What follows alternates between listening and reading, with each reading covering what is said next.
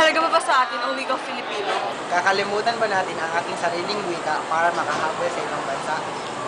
Ano na ba ang nangyayari sa ating wika? Filipino pa ba ang may tatawag sa atin? Magandang araw! Narito tayo ngayon sa loob ng UST campus para mambulabog ng mga estudyante, para malaman kung ano ang kahalagahan ng wika. Tara! Miss! Matanong lang kita, ano ang wika para sa'yo at paano mo ito mapapahalagahan? I don't know what you're saying, stranger.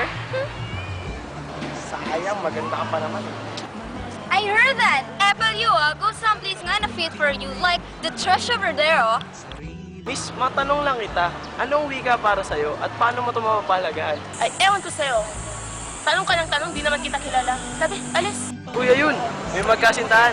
Tara, tingnan natin kung ano opinion nila. Excuse me, matanong lang, ano ang wika para sa inyo at paano nyo ito mapapahalagaan? Wika para sa akin.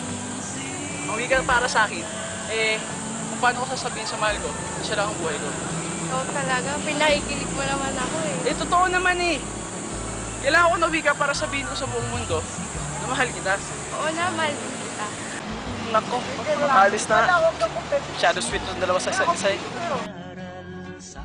Oh, last piatos. Huli na lang. Huli, boss, bili na.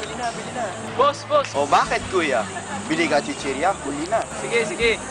Isang chichirya lang, pero matanong lang kita, anong wika sa'yo at paano mo ito mapapahalagaan? Ang wika ay medium ng komunikasyon. Ginagamit natin ito upang magkaintindihan at masabi ang nararamdaman. Paano mo naman mapahalagaan ito sa susunod na henerasyon? Simple lang. Pagmalaki at maging halimbawa sa mga kabataan. Paano mahalin at gamitin ng mabuti ang wikang Pilipino. Yun na yata ang pinakamagandang sagot. Maraming salamat, Manong! Lang anuman. Ako'y isang Pinoy sa puso't diwa. Pinoy na isinilang sa ating bansa. Ako'y hindi sanay sa wikang mga banyaga. Ako'y Pinoy na mayroong sariling